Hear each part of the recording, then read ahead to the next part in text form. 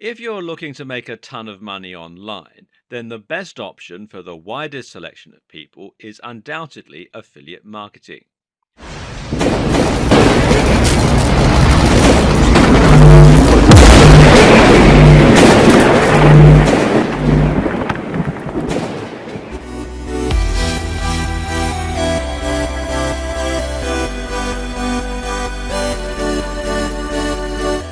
There will be some cases where you can find digital products that are selling very well and actually provide you with their sales page and even the emails they use.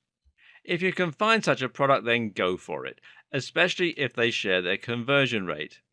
This removes variables from your process, allowing you to fine tune your business model all the more quickly. But that said, not all digital products will provide these materials, meaning sometimes you'll still need to create your own sales page and email sequence. Likewise, there will be times when you see ways to improve the sales page you've received. That's where this video comes in, making things sell. By the end of it, you should know how to take your conversions from a measly 1% and boost them to a highly profitable 10%. The first question is, what is a sales page? The answer is that a sales page is an entire page on a website that is completely dedicated to selling one product. This means there will be no external links to other pages and no other products being promoted. The entire page is designed to draw people to the Buy Now button and to convince them that they should in fact buy. Chances are that you will have visited sales pages in the past and you'll know them through their design. These pages are generally vertical and have a very thin passage of text that encourages a lot of scrolling. Now, this is no accident. The act of scrolling down the page makes visitors feel as though they're becoming more committed to the product, and the further they scroll, the less they will normally want to come away empty-handed. It feels like a waste. There will be no navigation and no links to other pages, for precisely the reason that they distract away from the Buy Now option. Finally, these pages are often designed to be either bright red or orange around the edges, and there's a reason for this too.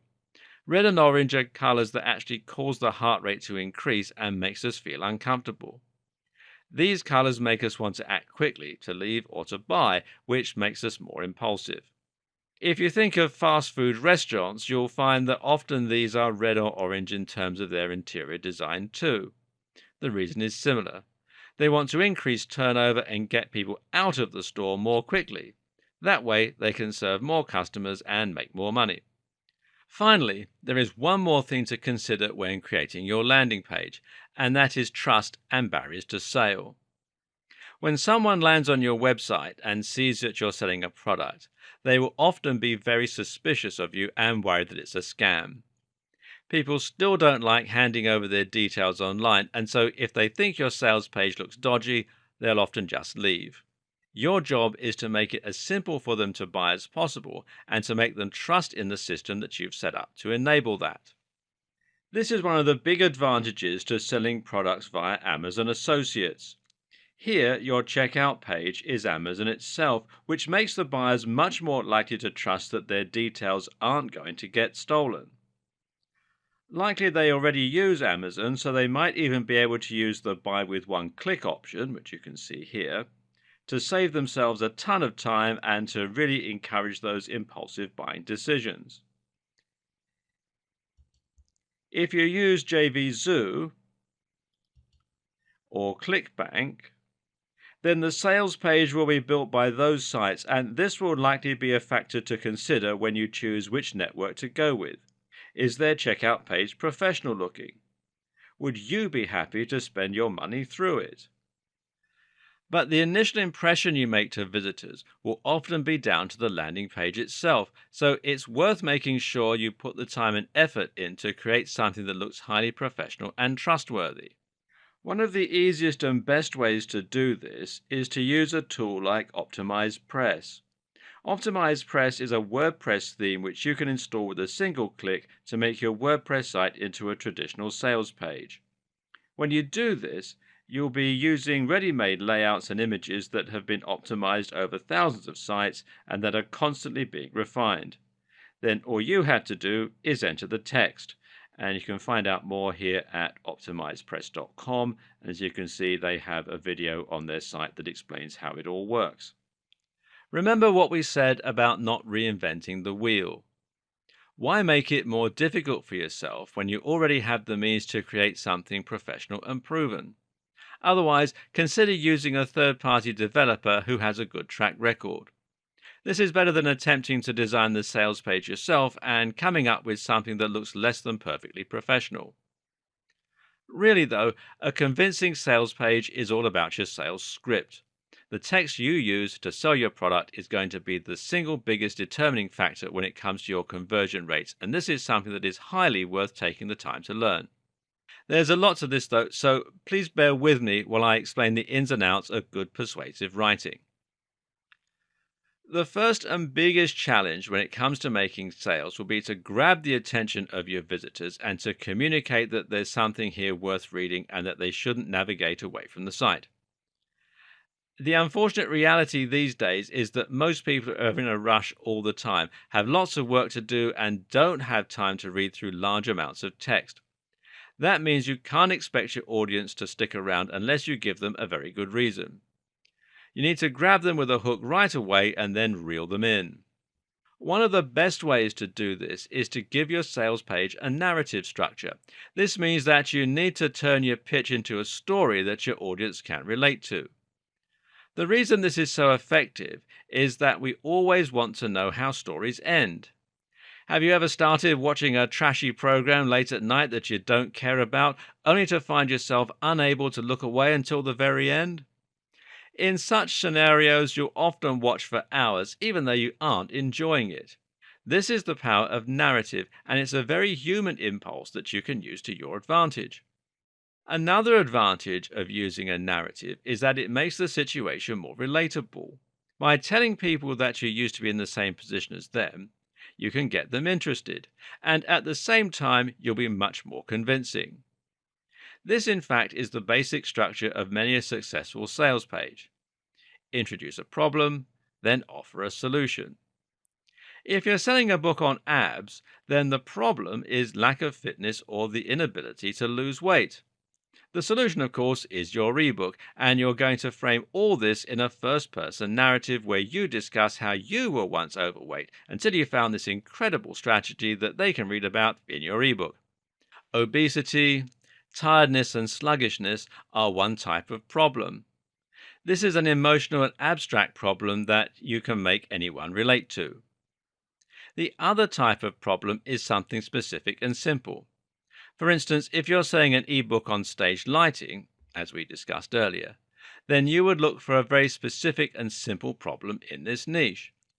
Perhaps people struggle to afford the stage lighting equipment they need. Maybe the lights keep falling over.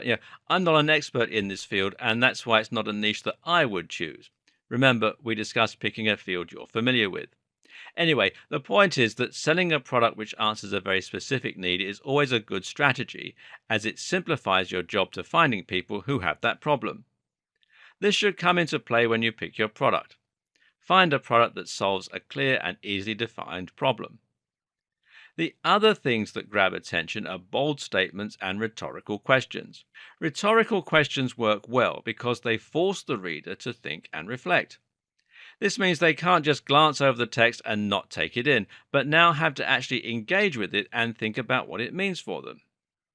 Bold statements, meanwhile, grab attention simply through their brazenness. This could mean that you open up with an unbelievable figure or with a controversial claim. You can then explain yourself later, but initially, this is a great way to get people to stop what they're doing and read. Just as you need to quickly grab attention, you also need to make sure that you hold it and don't let it go, even for a minute. This is where flow comes in, and it's very important to make sure that your text flows smoothly and without obvious breaks. The text should be so compelling that it pulls the reader in from one line to the next without giving them the time to think to leave. This is another reason for the long, narrow design that so many sales pages use. It naturally encourages flow. The same is true with short sentences and lots of space.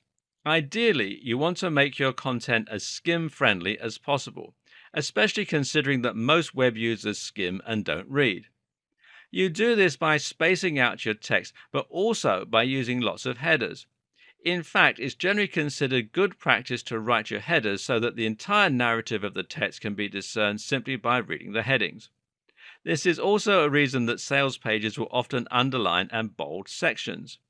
A massive, dense block of text will always be off putting and hard to read by someone in a hurry.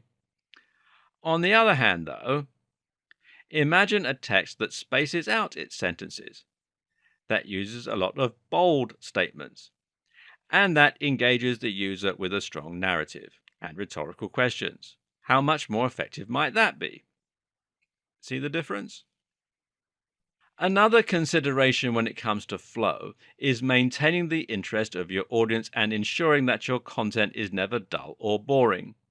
If you start repeating yourself or if the quality of your writing drops, you can lose your readers. A good solution here then is to read the text through yourself and to get other people to, and then identify the points where you occasionally lose interest. Once you do, just fix that section by spacing it out or using more interesting language. Finally, you can also make sure you hold attention by directly addressing the concerns of the reader. The big problem you're contending with here is people saying, yeah, but. If they've heard your pitch before, then they'll be cynical and they won't engage with what you're saying. That's why it's your job to anticipate the problems they'll have and then answer them before they become an issue. That's why you'll often encounter the "I know what you're thinking" line. I know what you're thinking. This is just another training program that you'll never complete. You've tried countless just like it, right? What makes this one any different? I had the exact same thought, but see, that's where brutal ab training is so effective, because it works so quickly and because it's such a fun challenge, it's incredibly easy to stick to. Now, that last paragraph would be very effective at convincing people that your product isn't just like every other. But if you want to take it one step further, you can also reference statistics or authority figures. While we all know that statistics are remarkably easy to manipulate, this doesn't prevent them from being very effective tools for persuasion. Follow that last statement up with a statistic, then you make it much more believable and convincing. For instance, because this works so quickly and because it's such a fun challenge, it's incredibly easy to stick to. Maybe that's why the program has a success rate of 95% over 3,000 users. Equally effective would be to quote an authority in your field, as this can similarly lend weight and credence to your statements. Even just quoting a user can be effective, especially as social influence plays such a big role in decision making. If you have quotes from a bunch of people singing the praises of your program, then it not only makes the program sound effective, it also makes it sound like something that's new and exciting that everyone is trying. In turn, that greatly increases the desirability associated with it. Most important of all, though, when it comes to your sales page, is to keep in mind your value proposition. A value proposition is essentially the thing that you're promising to do for your buyer via the product. This is what gives the product its value. This should be at the forefront of your sales pitch because it's what will give the product you're selling its emotional hook. And most things that we buy are based on emotion rather than logic. The old saying goes that you don't sell a hat, you sell a warm head. It's much easier to sell a warm head because a cold head is a problem, and a warm head is something that will make people happier and make people comfier. Likewise, if you're selling an ebook on fitness, then you aren't selling a book. Instead, you're selling fitness, you're selling confidence, and you're selling a better love life. These are all valuable things that having abs provides you with. Selling a book on making money online? Then you're really selling financial freedom and freedom from debt or money problems. This is incredibly important as it ultimately is what's going to get your readers to really want your products rather than just being interested. This creates the emotion that will lead to the snap decision to buy, as long as you've made your sales page look professional and you've provided lots of opportunities for people to click your call to action button. When you get people reading your sales page, you're really trying to stir up a nice little neurochemical cocktail in their brain. You want to get them to focus with your bold statements, your narrative structure, and the problem you've outlined that needs to be solved. You've then focused on the value proposition and you've got them imagining what life would be like with those abs or with all that money. This then creates a real sense of desire and makes the reader feel as though they must have the item you're promoting. Finally, you're going to create anxiety. The anxiety comes from the thought that the product won't be around forever and that it's going to disappear or go up in price. You actually have no control over whether that's true as an affiliate, but that doesn't mean your sales page can't vaguely allude to the idea that the product won't be in stock forever or that the price will likely go up in the near future. This creates urgency, and that in turn prevents the user from wanting to leave the site and think about it. You need to make sure they act now rather than later. You can do this by offering a limited time discount. Some affiliate schemes give you flexibility over the pricing.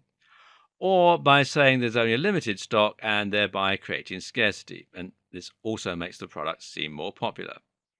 Now you'll get that knee-jerk sale that you're looking for. Finally, you should also try to remove any risk associated with the product.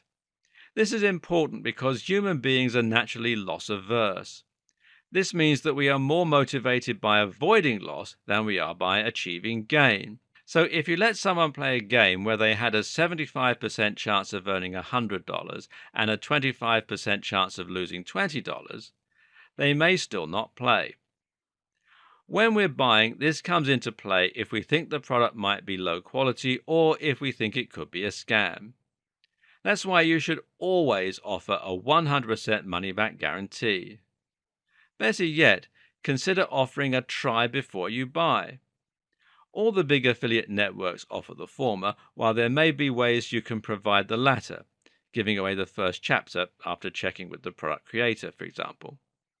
Either way, this will help you remove any reason that the reader has not to buy.